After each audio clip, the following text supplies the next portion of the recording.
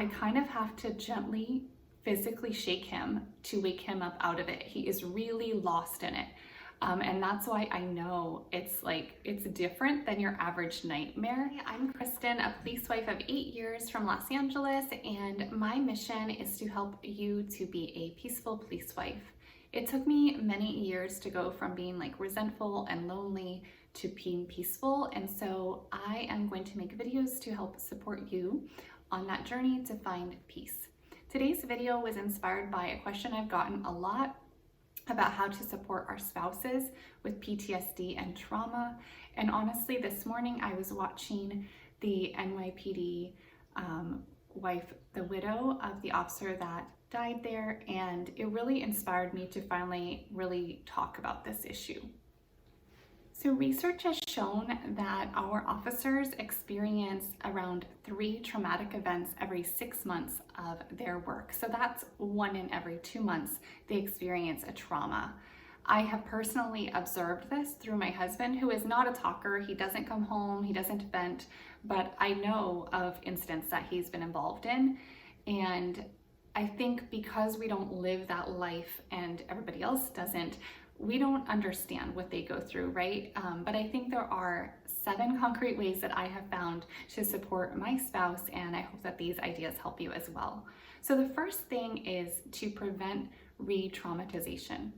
So one thing that I asked Rick if I could share, that's my husband, is that he does have nightmares sporadically at night, and I call them PTSD nightmares. That is not my professional diagnosis, but they are definitely unique and different than I've ever observed. So when he is in bed next to me and I'm woken up to this noise and he's like, it's kind of like a little like he's scared. And it's really hard for me to see him scared because he's very, very strong. I never see him stressed. I never see him scared.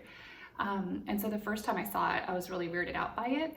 And I kind of have to gently physically shake him to wake him up out of it. He is really lost in it. And that's why I know it's different than your average nightmare.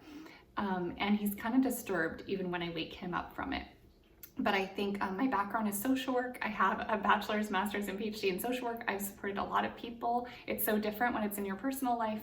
But I do know not to kind of tell people that it's not real or anything, and just to reassure them that they're in a safe environment. And so I remember saying that to him, you're safe, I'm right here, and then it's really about that person, whether it's a nightmare or it's during the day and they're lost in a traumatic memory or something, to help them to realize where they are in space and time and tell them that they're safe. So that's something that can be really helpful if you are observing that. I think it's important to stay calm yourself as well. The next thing that I had to learn over time is to avoid places that can also be stressful. So police, they deal with a lot of people and bad people, and they are hyper vigilant all the time, right? So Rick doesn't want to be around overcrowded places, interacting with strangers a lot, and sometimes even people. But this is a personality thing too. I think that Rick is pretty he's pretty happy just being alone with us and the family. And so I'm more social. So I have to think about how I can overwhelm him by inviting too many people over to the house on his day off. And then when we go, we like to go to theme parks with our kids now that they're getting older, they're age 4 and 6. We try to plan it going right when it's open so there's less people. We try to plan it maybe on times when it wouldn't be as busy at the park, because those places can be kind of stressful for, I've heard, other officers as well. I remember when we first got married, but it was right after I had Maverick too. So we had been married for a couple of years, but we were long distance, that's another story, for a little bit. And then when I had Maverick, I moved in with him full time finally. And Maverick was, this tiny baby, and I wanted to work out and I wanted to go on runs. I remember really being specific. I wanted a running stroller so I could work out with him. And I tell Rick, I'm gonna start running with him. He was getting old enough to do that. We had asked the pediatrician if he could be in the running stroller with me. And I remember Rick mapping out where I could run. So he said, he came home and he was like, why don't you go on this path? And that kind of seems controlling and weird, right? Like, and I'm a very independent woman, so of course I was like, why? And he says, well, I knew you'd want to go this other way, but there's some like crummy people over there. They hang out over there, and I don't want you going that way, like alone yourself with our baby. And I totally got that. Like, I think that it's okay to ask where your spouse is coming from, but to also understand it's okay to accommodate their needs, like with that, right? Because he doesn't want to be at work and stressed out about me going on a run in some place that he thinks isn't safe. So it's okay to accommodate their needs. Another thing that we do is we use a P.O. box. So Rick says there are people that he might arrest that have connections with the DMV, and if we even write like our address on our license plate, DMV now has our address, and then they could find us. So we use a P.O. box, and that makes him feel safer. I have to be honest, I'm not perfect about getting everything delivered to the P.O. box. I do get things delivered to our home from Amazon sometimes, but I think just being aware of that and trying to accommodate him, and maybe that's something you guys can do too that would help your spouse feel better. So I mentioned already that Rick is not a talker. He doesn't come home and tell me about his day. I asked him about his day, and he just says, good. At the very beginning of our marriage, he was working in South Central gangs in LA, and that is a very, very low income, dangerous area. And he used to tell me, like, I'd be like, just tell me something. And he would say, they just keep shooting each other. So, and he's like, that's why I don't want to talk about it. It's not like fun to talk about it for me. And I think that that's important for, like, I had to learn over time, because I'm such a talker, that it doesn't help him. And that's okay, And what's funny is he has a background in psychology, which is like based on talk therapy, but there's a whole new area of psychology that focuses more on neurology, and he is more like into that and doesn't believe in talk therapy as much. And some research shows that, it depends on what study you look at, but that reliving a trauma isn't helpful. So I think that we have to respect that. If they feel like talking doesn't help, then it doesn't. It took me a long time to accept that. So that's why I'm saying it. Maybe it's obvious to you and you're already supportive on that. So there are other ways that we can help them, and I'm going to list some more now. This one is to take care of the household responsibilities and child responsibilities. That can be a lot on us. We know as police wives, we already have most of the responsibility on that, because our spouses' schedules are not stable. We don't know if they're going to have overtime. And so most of us kind of learn that over time, but it can be hard when you first start as a police wife. It's definitely hard for me to realize that. So because you are taking on that more responsibility, if your spouse is going through dealing with PTSD or trauma, it's important for you to acknowledge that you need help, and that's okay. Your help doesn't have to come from your spouse, though. It can come from family members, professionals. So maybe you could hire a housekeeper to help clean the house.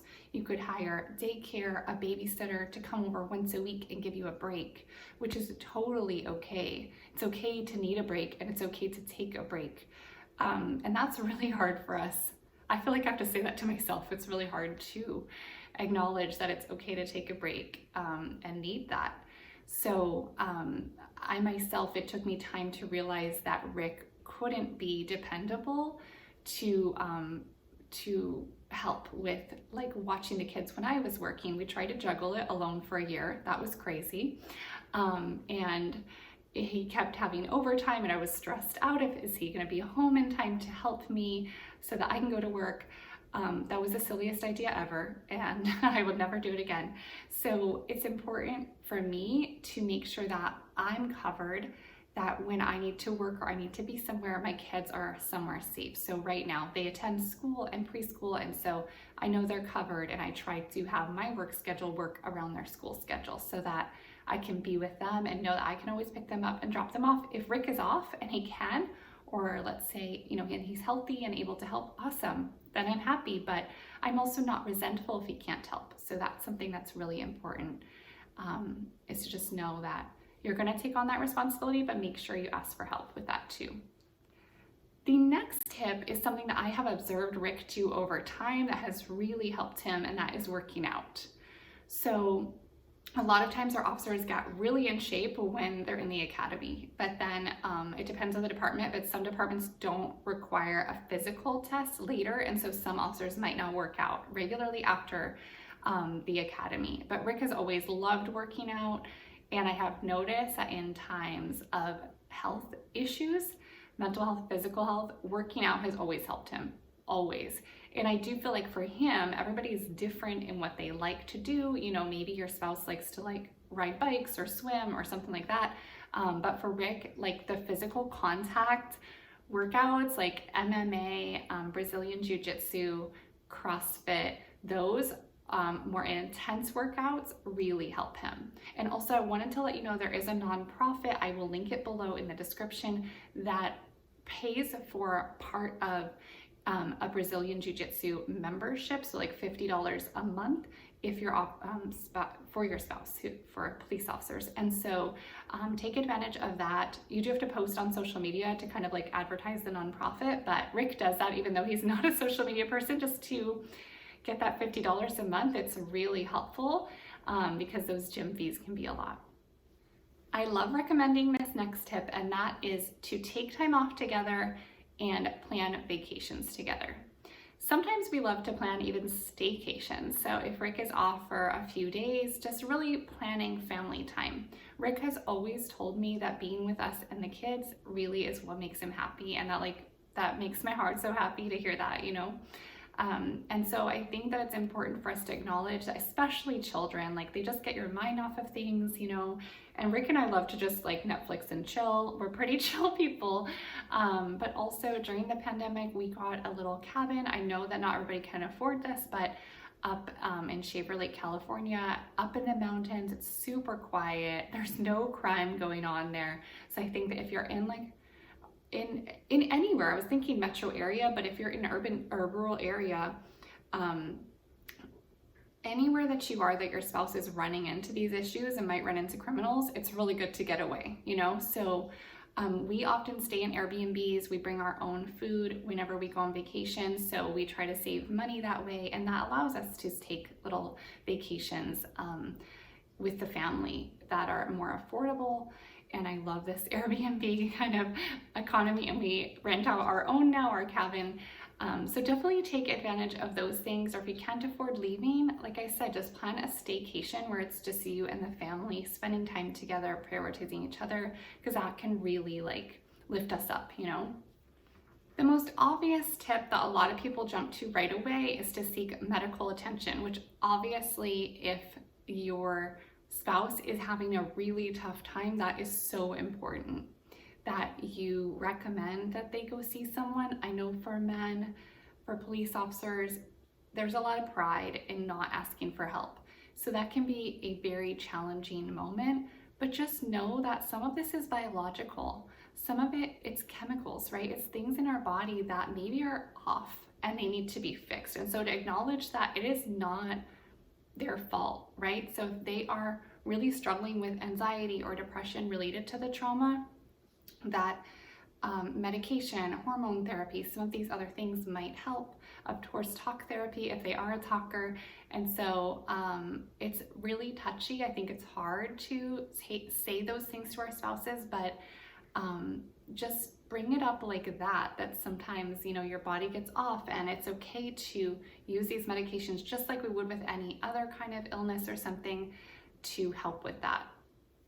My last tip, or real advice, I guess, is just to take time and have patience that it does take time, right? It takes time to recover from things. I think that because it takes time, it's okay to also encourage your spouse to use some of that sick leave or vacation time to just take time off of work and take a moment to breathe and recover from whatever they have seen, because like the research is showing, they're going to see more traumas, and it's really important to take that break and recover before they go back.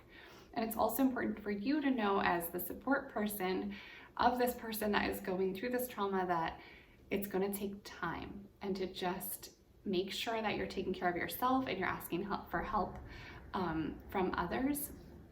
So I am going to make a future video on the little things that I do to make sure that I'm taking care of myself, and they are nothing big. It's nothing like going to the spa. It's going to be little things you can do on a daily basis to make sure that you are healthy and happy and you can be that support person for your spouse.